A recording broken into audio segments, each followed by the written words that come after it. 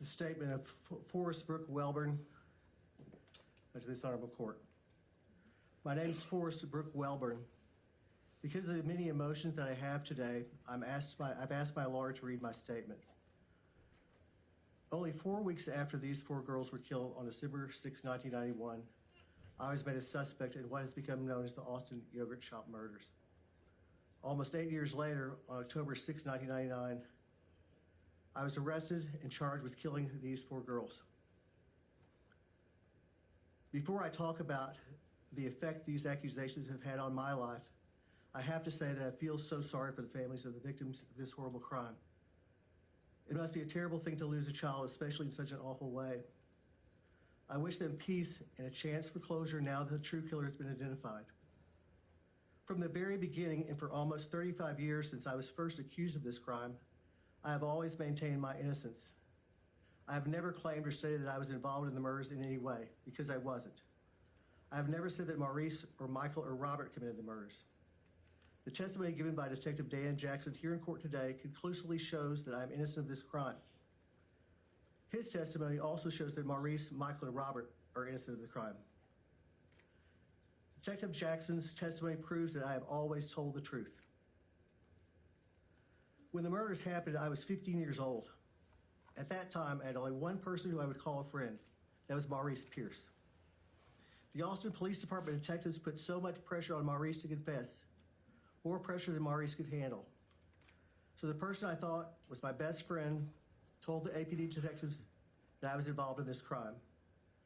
I believe that Maurice said this just so the APD detectives would let up on him. I believe Maurice was scared to death. The APD detectives made my best friend implicate me in the sadist crime, and I lost the one friend that I had. Despite being innocent of this crime and having nothing whatsoever to do with it, my life was dramatically changed long before I was arrested in 1999. Once I was made a suspect in 1992, I was unable to continue going to school. I tried twice to complete the 8th grade, but was unable to continue attending school because of the things that people said to me and about me and how they treated me because they believed that I was one of the killers. Because I was made a suspect in these murders, I lost the opportunity to obtain an education. I also lost the opportunity to have a normal social life.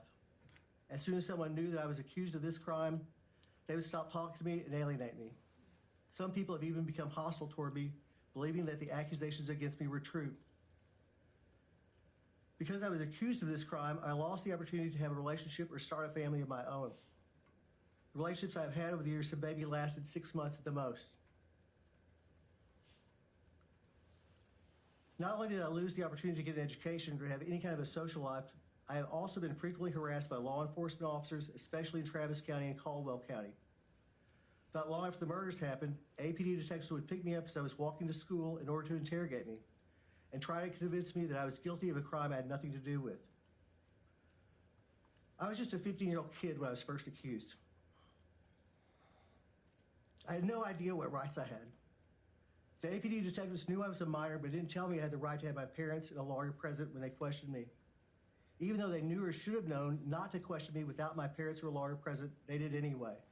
They knew that because I was a child, I would comply with their demands and answer their questions. On one instance, APD detectives even took me to the burned remains of the yogurt shop and tried to convince me to confess that I committed the crime. They knew or should have known that their actions were violations of my civil rights. They knew or should have known that their actions were wrong. Through the 35 years since I first was accused of these crimes, harassment by law enforcement became my norm. On most occasions, for example, when I've been pulled over, usually for no reason or a minor traffic offense, I've been asked to remain in my vehicle by the officer pulling me over so the officer could obtain backup. When the backup officer would arrive, both officers would typically approach my vehicle with weapons drawn. In addition to being pulled over for no reason, I've been wrongfully detained and beaten by police officers on numerous occasions. After having to quit school, I had to find a way to make a living. I enjoy working on cars and motorcycles, so I started a repair shop in Lockhart.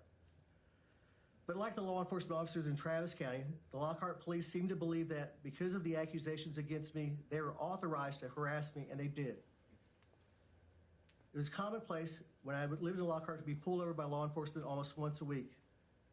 I was periodically arrested on no evidence and incarcerated even though the law enforcement officers knew or should have known that my conduct was not criminal. As you can imagine, it was impossible to develop a good reputation as a businessman when I was being arrested on a regular basis. I tried to develop my repair shop at 2 locations in Lockhart. My efforts ended when I was arrested in 1999 after formal charges were made against me by the Travis County District Attorney's Office. On the day of my arrest, I was taken from my place of business without even being given the opportunity to lock the doors to my shop.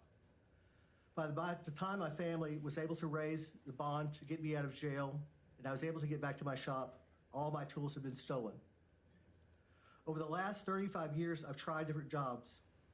Because of the accusations against me, I found it difficult to keep jobs because of my undeserved reputation. So I've tried to find jobs where I work for myself. When I could not find work, I've had to live on the streets or out of my car. I've had to go my entire life being treated as a guilty murderer by the public and by law enforcement. I'm thankful that today I will be declared innocent of a crime I had nothing to do with. Despite the fact that actual murder has been identified and that there's no support or evidence to support the belief, unfortunately, in the minds of some, I will always be thought of as a murderer. This is wrong, but it's the life that I have to live. In closing, I want to thank Detective Jackson for solving this crime. I hope that the work in solving this crime brings peace to the families of the girls. I'm hopeful that being declared innocent of this crime today brings peace to me too. Thank you. Mr. Goodson, do you have a witness you would like to call?